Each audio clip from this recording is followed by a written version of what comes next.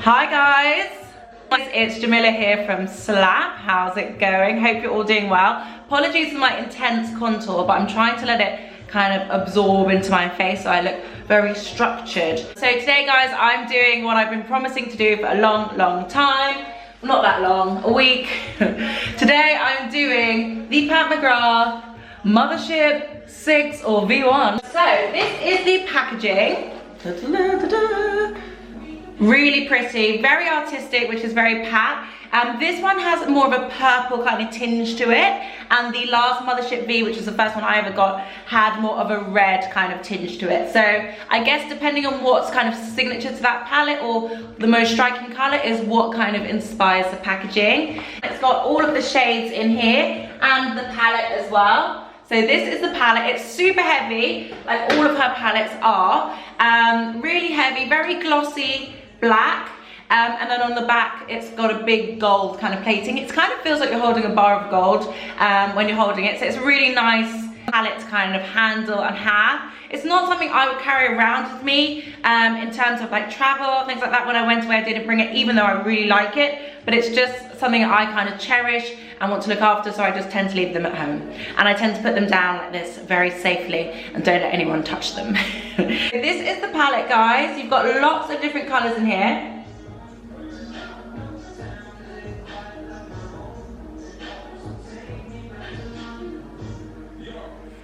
Now, when comparing this to her Mothership V, which was one of my favorite eyeshadow palettes, I would say that the shimmery shades on this are a lot more glittery. They're not as creamy as the Mothership V ones were, which is a bit of a shame for me because I'm not really a makeup artist. But I think if you're quite good in terms of making shimmers creamy, then it's fine. If, like me, you're not like a pro, then it's not as handy. But what I'll do is I'll swatch them all. It comes with 2, 4, 6, 8, 10 eyeshadows. This is the first one. It's very soft, very creamy. Really nice, actually. So that's that. That's a bit light for me, but I'd say that would be quite a good kind of base shade for someone who's a bit fairer than me. Then next, I'm going to go into this one, which is the second one along. This one is also very creamy. This is a gorgeous kind of muted gold. Really nice. And I'd say that would probably be the equivalent for a darker skin tone of the first one. Next, I'm going to go in with the, and that's what it looks like on my finger. Next, I'm going to go in with this one, which is kind of a matte brick cranberry, I guess. Oh, it looks a bit darker than I thought. And my hands have been moisturized, so they're a bit more silky than normal. So this is kind of like a burgundy, a matte burgundy, kind of Bordeaux-esque color. Next, I'm gonna go in with the kind of burnished orange gold. This one's one of those more glittery ones I was talking about. But it actually looks really nice on my creamy hand.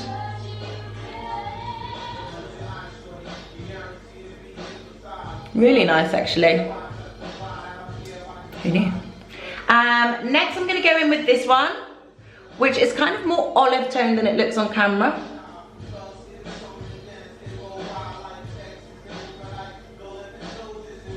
It's kind of like a greeny gold. Can you see it? Next, I'm going to go in with this one, which is kind of like a pearlescent. This one's kind of glittery again. Now this one probably does the least for me. Kind of like the first one. It's quite icy, which isn't really my skin tone. I've got quite a good array on my hand.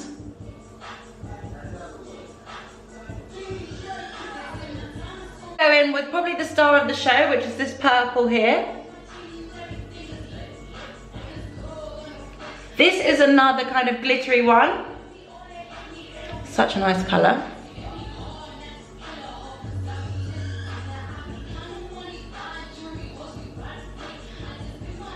And then I'm going to go in with this green, which I think is that khaki green. This is kind of soft. It's not as creamy as these top ones, but it's not as glittery. Ah, pretty. It's actually really soft to apply. That's that khaki.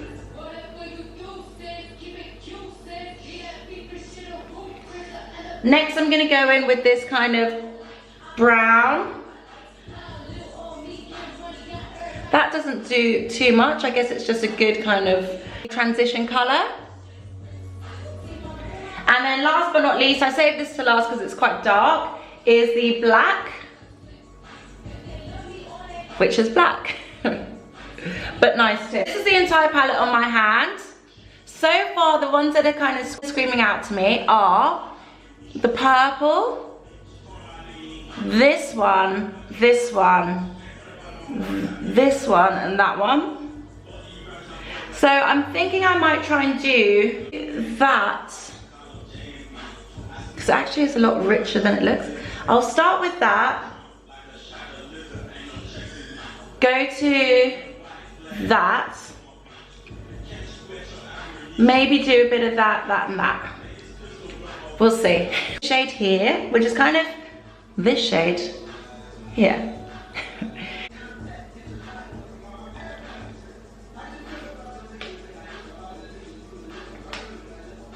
So far, it's really easy to put on. It's really nice.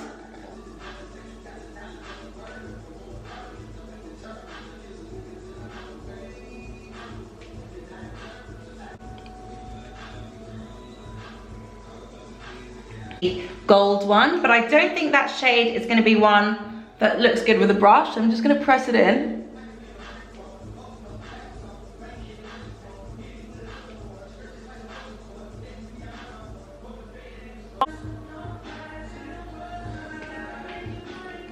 So I've gone kind of bronzy, goldy bronze at the moment.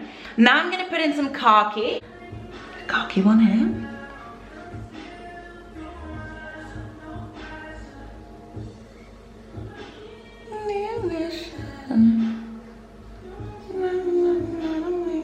I actually really like the idea of a khaki eye. It's very different. It's not something that one would think of doing, especially for autumn. It's actually the perfect autumn color.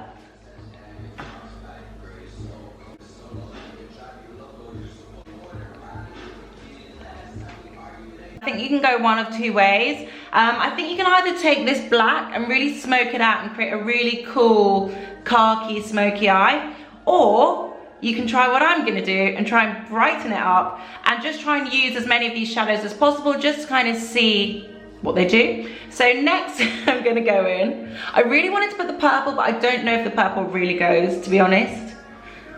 It's a shame, so I really want to try it. So I think I'm gonna go in with the orange and a bit of this kind of plum and see what happens. It's kind of like reptilian. It's quite cool. It feels kind of snaky.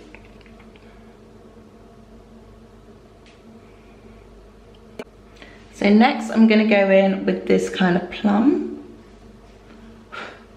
cranberry, berry.